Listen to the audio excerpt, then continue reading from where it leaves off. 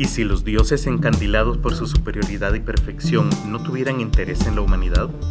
¿Y si el cosmos solo nos deparara horror y sufrimiento? Estos son algunos de los temas que abordaremos en el 14º episodio, Literatura de Terror y el llamado de Cthulhu.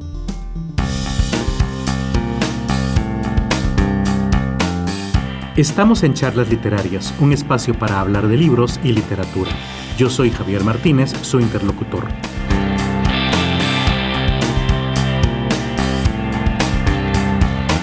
Gracias a 1900 Radio en Línea, cada jueves se transmite este programa.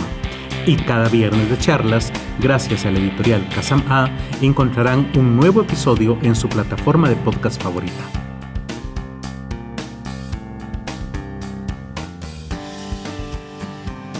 Bienvenidos a este episodio número 14 de la 4ª temporada. Como siempre, los saluda Javier Martínez. Y bueno amigos, estamos regresando de Filgua, la Feria Internacional del Libro en Guatemala, donde tuvimos la oportunidad de encontrarnos con algunos de ustedes y saludarlos en persona. Fue una experiencia pues muy agradable, estuvimos ahí 11 días y compartiendo con otros editores, con autores en firmas de libros, presentamos las novedades editoriales de Kazam A, que por cierto todavía estamos recibiendo sus propuestas para publicación en la página de la editorial www.kazama.com. Ahí van a encontrar un botón que dice convocatoria, donde pueden leer todas las especificaciones para enviar su obra y que la evaluemos. Se cerrará el 15 de diciembre, cuando empezaremos a evaluar las propuestas y luego nos comunicaremos con cada una de las personas que nos hayan contactado para decirles si sí o si no nos interesa la publicación y en tal caso por qué. También quiero comentarles que empezaremos ya una nueva promoción de ofertas navideñas a partir de la próxima semana y que el día viernes 16 de diciembre haremos una gran venta especial en línea, así que si están interesados en regalarle a esa persona especial un libro, porque qué otra cosa mejor que regalar un libro para estas navidades, pues los invitamos a visitar nuestras redes sociales o la página de la editorial. Por cierto, también, este es el penúltimo episodio de esta 4ª temporada. Nos escucharemos una última vez el próximo jueves o viernes, dependiendo de dónde nos están escuchando, y luego nos tomaremos por descanso algunas semanas y volveremos ya en el 2023. Sin embargo, en esta ocasión vamos a hablar acerca de la literatura de terror y concretamente de la obra de Philip Howard Lovecraft y los cuentos relacionados con Cthulhu. Pues bien, a la literatura de terror se le considera uno de los géneros literarios más antiguos, al tener sus raíces en los relatos folclóricos y las tradiciones religiosas.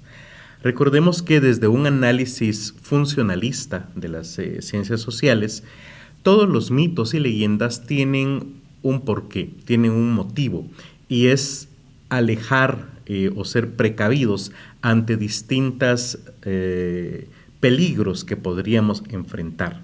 Esto, por ejemplo, se explica fácilmente por darles un ejemplo, en la Biblia, en el Antiguo Testamento, donde se prohíbe el consumo de carne de cerdo, no porque tenga algún problema espiritual la carne de cerdo, sino porque en aquella época era usualmente el origen de muchas enfermedades, por ejemplo el cisticerco. Entonces, al no poder explicar por qué este tipo de carne ocasionaba enfermedades, pero al encontrar obviamente una causa y efecto, ese tipo de relación entre las personas que consumían la carne y aquellas que no, entonces simplemente era más fácil prohibirla, convertirla en un tabú para que la gente no la consumiera. Entonces, ante este tipo de peligros, como por ejemplo lo es la oscuridad para el ser humano, aquí tendríamos que retroceder a la época de las cavernas, por decirlo de alguna manera, donde la oscuridad representaba cualquier tipo de peligro para el ser humano. Imagínense ustedes caerse en aquella época y romperse un brazo o una pierna, era prácticamente una sentencia de muerte. sin mencionar los peligros a los que nos exponíamos ante un cazador nocturno y nosotros no tener ese tipo de visión. Entonces el miedo surge como una forma de autodefensa y si no podemos racionalizarlo, lo más usual es encontrarle una explicación metafísica, por así decirlo, donde se transmite entonces ese conocimiento a través de la tradición oral o, en este caso, como decía, de relatos folclóricos y tradiciones religiosas. La literatura de terror desarrolla uno de los sentimientos más fuertes y primitivos del ser humano, el miedo, como les decía, para la sobrevivencia de nuestra raza humana. Actualmente, la literatura gótica se considera un antecedente directo de la literatura de terror, con obras como Camila de Sheridan Le Fanu, publicada en 1872, o Drácula de Bram Stoker, publicada en 1887. La primera, inspirada en la asesina que pertenecía a la nobleza, Elizabeth Bathory, y la segunda en el príncipe de Valiquia, Vlad Tepes, también conocido como el Empalador. Pero, ¿qué es lo que hace o qué es lo que convierte una obra en literatura de terror? Bueno, tenemos algunas de sus características. La primera es una atmósfera inquietante, una atmósfera que nos lleve a un sentimiento de miedo, de desesperanza, de terror, de que algo va a suceder. Lo segundo son los factores sobrenaturales, o al menos a menudo, ya sean fantasmas, apariciones, posesiones demoníacas, todo ese tipo de factores. La tercera característica consiste en el desarrollo del miedo y las emociones asociadas. No solamente el miedo, también el terror, el suspenso, ¿verdad? Y la última característica, pero no por eso menos importante, es el suceso de algo sorprendente sin una explicación inmediata y que usualmente está relacionado con algo esencial para el ser humano, como les decía, la sobrevivencia usualmente. Stephen King, uno de los más famosos escritores de este género actualmente, afirma que existen 3 niveles del terror o del miedo. El primero de ellos es el horror, el cual causa sensaciones físicas. El segundo es el terror, relacionado con ideas y la especulación. Y por último tenemos la repulsión, que se centra más que nada en lo visual, como el presenciar vísceras y sangre. Por ejemplo, todas las películas gore o las películas de terror, podemos pensar que sí, que efectivamente encajan en estos 3 niveles. Vamos a hablar ahora entonces del caso o del autor Howard Philip Lovecraft, quien nació en 1890 y murió en 1937. Fue hijo de Winfield Scott Lovecraft, quien se dedicaba a las ventas, y Sarah Susan Phillip, quien era ama de casa. Esta era una familia burguesa venida a menos que vivía en Providence, una región de Rhode Island, Estados Unidos. A sus 3 años, Howard su padre a esa edad fue ingresado en un manicomio. Él sufrió un problema psiquiátrico mientras estaba en una gira de ventas en un hotel y fue ingresado al manicomio. Howard comenzó a leer a los 3 años y de hecho a escribir a los 6. Sin embargo, su mala salud hizo que entrara tarde a la escuela primaria y la dejó apenas un año después. Por lo tanto, fue educado en casa.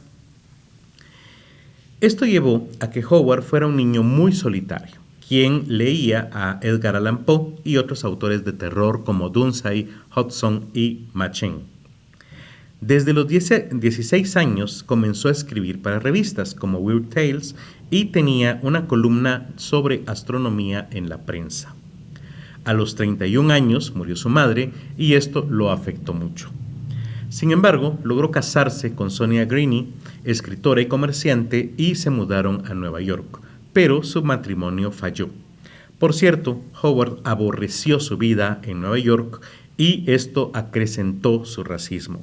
Este es un tema del que se habla mucho acerca de Lovecraft, porque en su obra, pues sí, se se nota, se puede apreciar lamentablemente el racismo del autor, pero al final pues no podemos únicamente evaluar al autor, también hay que considerarlo dentro de su contexto histórico, donde esto pues era algo muy común, aunque no por ser común, por supuesto, quiere decir que sea válido o que no debamos tomarlo en cuenta, pero pues sí quiero comentar esto, ¿verdad? Precisamente en Nueva York trabajó como escritor fantasma y mantuvo contacto con los autores que posteriormente formarían el círculo de Lovecraft: Robert Howard, Robert Bloch, Clark Ashton Smith y Auguste Delert. Posteriormente volvió a Providence, donde vivió el resto de su vida con sus tías. Lovecraft publicó varias obras en vida, aunque realmente fue el círculo, el que ya mencioné, quien lo dio a conocer a nivel mundial posteriormente a su muerte. Su estilo era muy propio, ya que incluía adjetivos cultos, un tono serio y solemne, el cual, por cierto, posteriormente ha sido imitado por muchos más autores. Lovecraft fue el creador del horror cósmico, donde lo onírico, o sea, lo relacionado con el sueño, y los antiguos dioses monstruosos tienen planes que no incluyen a la humanidad. Con esto innovó en el terror al alejarse de temas de fantasmas y de satanismo. Creó de hecho una mitología propia, los mitos de Cthulhu, y también experimentó con la ciencia ficción al hablar de razas alienígenas, otras dimensiones y viajes en el tiempo. Su obra se ha adaptado al cómic, al cine y de hecho ha inspirado a muchos músicos y videojuegos. De hecho, quisiera recomendar que escuchen la obra The Call of Cthulhu de Metallica, que es una de mis obras favoritas. Entre sus obras más destacadas están En la montaña de la locura, El Necronomicon y El llamado del Cthulhu, obra sobre la cual hablaré a continuación. Este es un cuento largo o novela corta, depende cómo lo quieran ver, que fue escrita en 1926 y publicada en 1928. Fue la primera vez en donde se menciona a este personaje, Cthulhu, el cual sería posteriormente el centro de muchos otros cuentos conocidos ahora como los mitos de Cthulhu. El argumento de la obra es que hay un narrador que vincula dos historias, las cuales se centran en cómo se obtuvo cierta información y cuál es esta información. La primera parte habla de la muerte de un profesor universitario y cierta investigación que realizaba sobre una secta, cuyos miembros veneraban a Cthulhu, un ser extraterrestre que llegó millones de años atrás. La segunda parte es una bitácora de un marinero que descubre una ciudad hundida, que posteriormente reconoceremos en el resto de la obra de Lovecraft como Riley, en el Océano Pacífico, y la ciudad emergió porque ya era el tiempo de despertar a Cthulhu. A continuación leeré las primeras páginas de la publicación de la editorial Kazam A, que por cierto consiste en una traducción que yo mismo realicé. El llamado de Cthulhu, encontrado entre los papeles del difunto Francis Willard Thurston de Boston. De tales poderes o seres tan grandes es imposible que haya restos, una huella de un periodo enormemente remoto cuando la conciencia se manifestó, quizás en manera y formas que se han retirado hace mucho tiempo, antes de que la marea humana avanzara. Formas de las que solo la poesía y la leyenda han logrado un recuerdo efímero, y las han llamado dioses, monstruos, seres míticos de todo tipo. Algernon Blackwood. 1. El horror en arcilla. Creo que lo más compasivo en el mundo es la incapacidad de la mente humana para comprender cómo se relacionan todos sus contenidos. Vivimos en una plácida isla de ignorancia en medio de los oscuros mares del infinito, un lugar al que, para llegar, no se necesita viajar lejos. Las ciencias, cada una esforzándose en su propia especialización, hasta ahora nos han hecho poco daño, pero algún día, al unir los conocimientos, se abrirán perspectivas tan aterradoras de la realidad y de nuestra espantosa posición en ella, que nos volveremos locos por la revelación o iremos de la luz mortal hacia la paz y la seguridad de una nueva era oscura. Los teósofos, que creen que el conocimiento de Dios se puede alcanzar sin necesidad de revelación divina, han adivinado la asombrosa grandeza del ciclo cósmico en el que nuestro mundo, así como la raza humana, no son más que accidentes momentáneos. Han insinuado extrañas existencias en términos que congelarían la sangre si no estuvieran enmascaradas por un suave optimismo. Pero no es de ellos de donde vino el único atisbo de eones prohibidos que me da escalofríos cuando pienso en ello, y me enloquece cuando lo sueño. Ese destello, como todos los espantosos destellos de la verdad, surgió de unir accidentalmente cosas. En este caso, un viejo artículo de periódico y las notas de un profesor muerto. Espero que nadie más logre unir las piezas. Ciertamente, si vivo, nunca proporcionaré conscientemente un eslabón en una cadena tan espantosa. Creo que el profesor también quiso guardar silencio sobre la parte que conocía y que habría destruido sus notas si no hubiera sufrido una muerte súbita. Mi conocimiento del asunto comenzó en el invierno de 1926 o 27, con la muerte de mi tío abuelo George Grammel Angell, profesor emérito de lenguas semíticas en la Universidad de Brown, Providence, Rhode Island. El profesor Angell era ampliamente conocido como una autoridad en inscripciones antiguas, por lo que muchos directores de museos solían consultarlo frecuentemente, al punto que su fallecimiento a los 92 años no pasó desapercibido. A nivel local, el interés se intensificó por la oscuridad de la causa de la muerte. El profesor había sido herido al regresar en barco de Newport. Cayó repentinamente, como dijeron los testigos, después de haber sido empujado por un negro de aspecto náutico que había salido de uno de los extraños patios oscuros en la ladera empinada que formaba un atajo desde el paseo marítimo hasta la casa del difunto en la calle Williams. Los médicos no pudieron encontrar ningún trastorno visible, pero concluyeron, después de un perplejo debate, que alguna oscura lesión del corazón, inducida por el rápido ascenso de una colina tan empinada por un hombre tan anciano, era la responsable de la muerte. En ese momento no vi ninguna razón para disentir de este diagnóstico, pero últimamente me inclino a cuestionarlo y a más que eso. Como heredero y administrador de los bienes de mi tío abuelo, ya que murió viudo y sin hijos, se esperaba que revisara sus papeles con cierto detenimiento. Con ese propósito trasladé todo su conjunto de archivos y cajas a mis habitaciones en Boston. Mucho del material que ordené será publicado más tarde por la Sociedad Arqueológica Estadounidense, pero había una caja que encontré sumamente desconcertante y que me sentí muy reacio a mostrar a otros ojos. Estaba cerrada con candado y no encontré la llave, hasta que se me ocurrió examinar el llavero personal que el profesor llevaba siempre en el bolsillo. Entonces, de hecho, logré abrirlo, pero cuando lo hice, me apareció enfrente a una barrera mayor y más secreta porque ¿cuál podría ser el significado del extraño bajorrelieve de arcilla y las anotaciones, divagaciones y recortes inconexos que encontré? Mi tío, en sus últimos años, había comenzado a creer en las charlatanerías más tontas. Decidí buscar al excéntrico escultor responsable de esta aparente alteración de la paz mental de un anciano. El bajorrelieve era un rectángulo tosco de menos de 1 pulgada de grosor y unas 5 por 6 pulgadas de área, obviamente de origen moderno.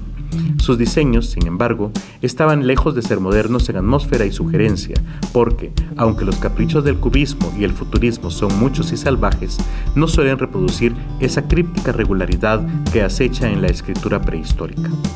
Y la mayor parte de estos diseños parecían ser escritos de algún tipo, aunque mi memoria, a pesar de estar muy familiarizada con los documentos y colecciones de mi tío, no logró identificar este idioma en particular, ni siquiera insinuar sus más remotos parentescos.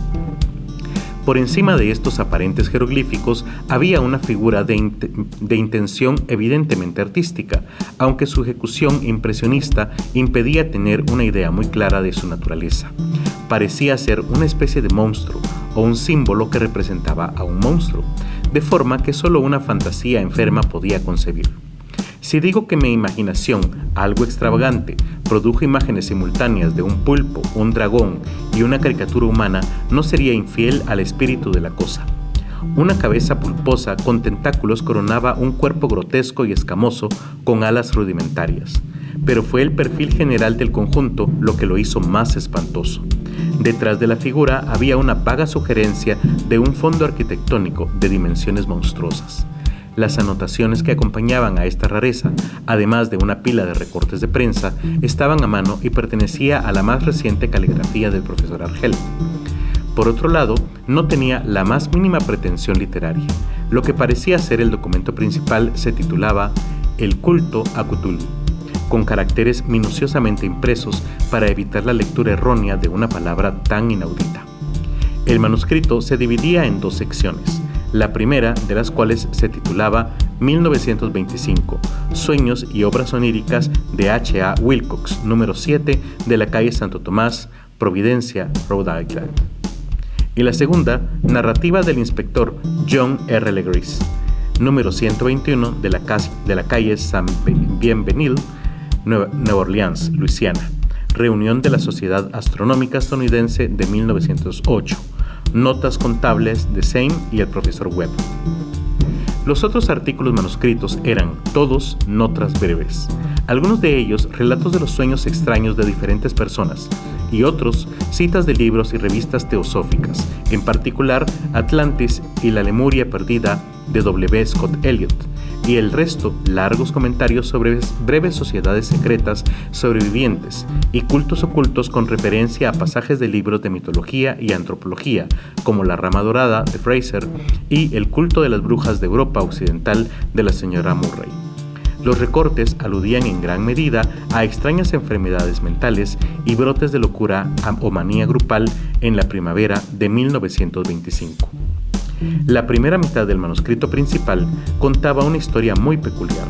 Parece que el 1 de marzo de 1925, un joven delgado, moreno, de aspecto neurótico y excitado, visitó al profesor Angel, con el singular bajorrelieve de arcilla, que entonces estaba excesivamente húmedo y fresco.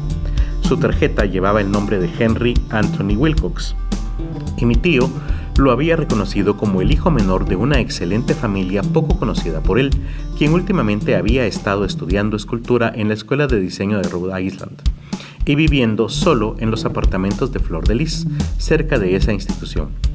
Wilcox era un joven precoz de conocido genio, pero de gran excentricidad, y desde la niñez había llamado la atención a través de las extrañas historias y sueños que solía relatar. Se llamó a sí mismo psíquicamente hipersensible, pero la gente seria de la antigua ciudad comercial lo descartó como simplemente raro. Sin mezclarse mucho con los de su especie, había perdido gradualmente la visibilidad social, y ahora solo lo conocía un pequeño grupo de amantes del arte de otras ciudades. Incluso el Club de Arte de Providence, ansioso por preservar su conservadurismo, lo había encontrado bastante desesperado.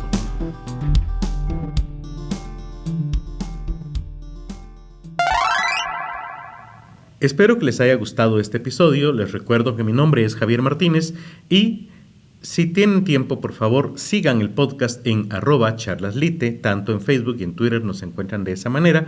Y ya que andan por ahí, sigan también a nuestros patrocinadores 1900 Radio en Línea y la editorial Kazam A. Aprovecho también para recordarles que los anteriores episodios de temporadas pasadas los pueden encontrar como entradas escritas de blog en www.kazama.com, así como que los enlaces a los libros mencionados en este episodio los encontrarán en la descripción. Nos escuchamos el próximo viernes de charlas. Charlas Literarias es producido y grabado en el estudio de la editorial Kazam A. Encuentra este y otros episodios en Spotify, Google Podcast, Apple Podcast, YouTube y otras plataformas similares. Contáctanos en Facebook y Twitter como @charlaslite.